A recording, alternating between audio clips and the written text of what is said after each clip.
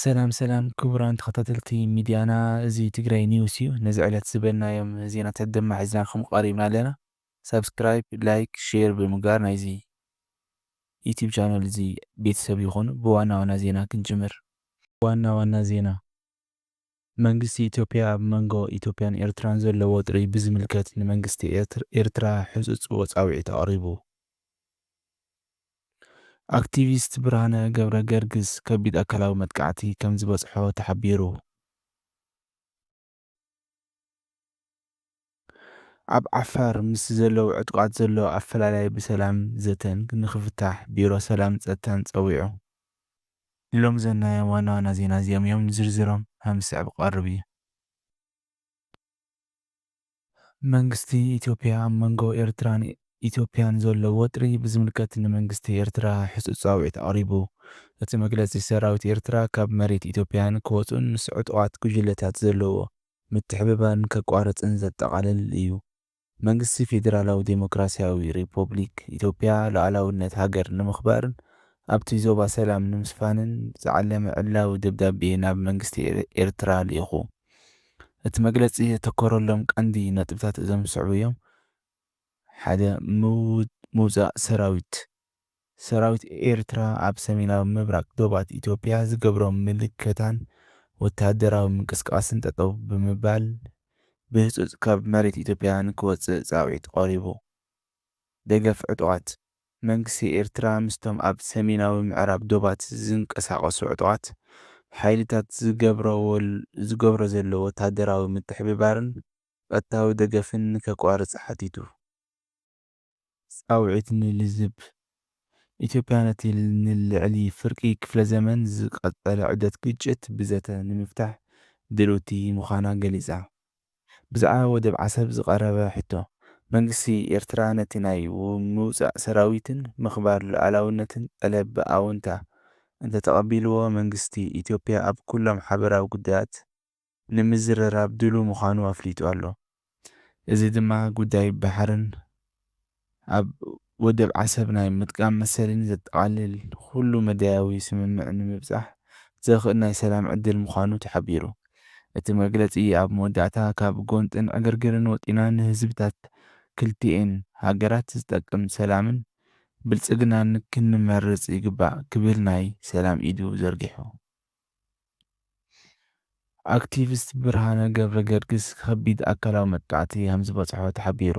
ኣብዚ ሕዚ ሰዓት ሕጋዊ ብዘይኮነ ኣግባብ ብሓይልታት ጸጥታ ምዕራብ ግንባር ተዓፊኑ ብማዕስከርነት ኣብ ዘይፍለጥ ናይ ውልቀ ሰብ ገዛ ተኣሲሩ ዝርከብን ቤት ፍርዲ ቀሪቡ ዘይፈልጥን ኣክቲቪስት ብርሃነ ገብረ ገርግስ ኣብ ውሽጢ እቲ ዝርከበሉ ቤት ማእሰርቲ ብሹም ምርመራ ከቢድ ዝበሃል ኣካላዊ መጥቃዕቲ ከም ዝበጽሖን ነቲ ጉዳይ ብቐረባ ዝፈልጡ ምንጭታት ኣውራምባ ታይምስ ሓቢሮም።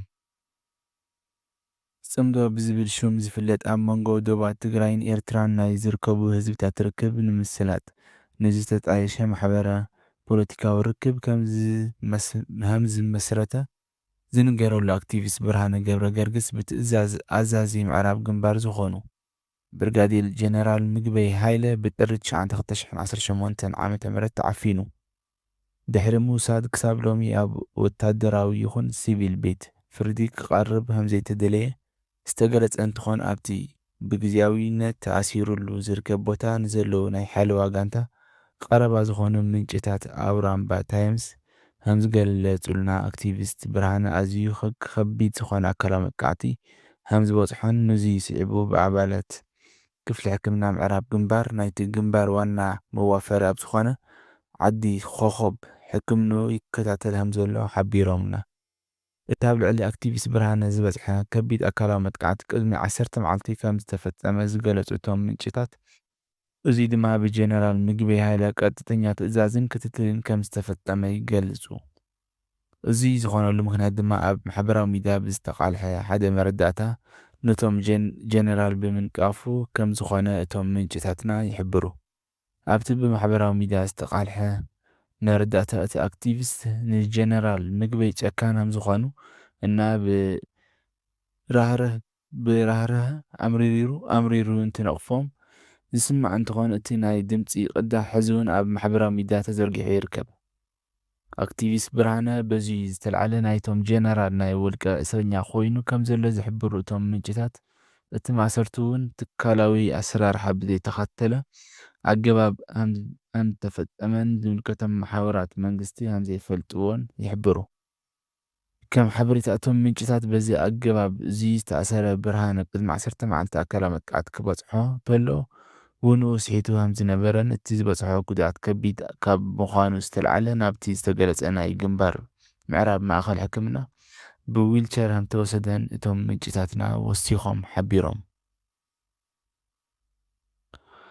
ኣብ ዓፋር ምስ ዘለዉ ዕጡቓት ዘሎ ኣፈላላይ ብሰላምን ዘተን ንኽፍታሕ ቢሮ ሰላምን ጸጥታን ጸዊዑ።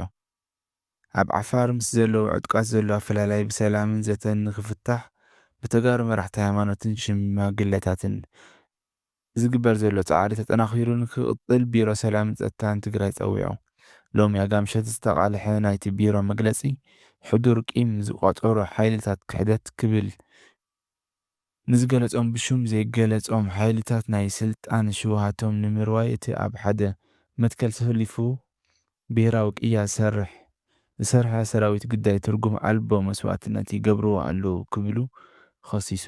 እዚ ተግባር እዚ ይብል እቲ መግለጺ እዚ ተግባር እዚ ነዚ ሰራሒ ቅያ ዝኾነ ሰራዊትና ዘራኽስን መጻኢ ብሄራዊ ዕድልና ክቅህን ተወጢኑ ዝተሃቀነ ናይ ጸላእቲ ተኸታኺ ተግባር ከም ዝኾነ ብምሕባር ክሳብ ሎሚ መስዋዕቲ እናኸፈልና ገደቡ ዝሓለፈ ትዕግስቲ ጌርና ክብል ኣብ መግለጺኡ ኣስፊሕ ኣቢሉ ድሕሪ ምብርህራ መንግስቲ ይኹን ሰራዊት ውሽጣዊ ጉዳያትና በቲ ክቡር ያታዊ ኣፈታትሓ ጎንፂ ኣቢልካ እቲ ጸገም ንምእላይ ብመራሕቲ ሃይማኖት ብዓበይቲ ዓድን ኣቦ ገረባትን ብልዝብ ንምፍታሕ ብዙሕ ግዜ እኳ እንተፀዓርና ክሳኻዕና ኣይከኣለን ይብል። ከም መግለፂ ቢሮ ሰላምን ጸጥታን ተልእኾ ጸላእቲ ተቐቢሎም ክብል ንዝገለጾም ነበር ፖለቲካውን ወታደራውን ኣመራርሓ ውልቃዊን ቁጠባዊን ረብሖም ንከማሉ ኢሎም ንደምኛታት ጸላእቲ ደጀን ኮይኖም ክብል ኣትሪሩ ይኸስስ። እቲ መግለፂ ካብዚ ብተወሳኺ ነቲ ጉዳይ መኣዝኑ ኣስሒቶም ናብ ጎንፂ ከምርሕ ገይሮም ትግራይ ግዳይ ዘይተደለየ መስዋዕቲ ክትኾን ይገብርዎ ኣለዉ ክብል የብራህርህ።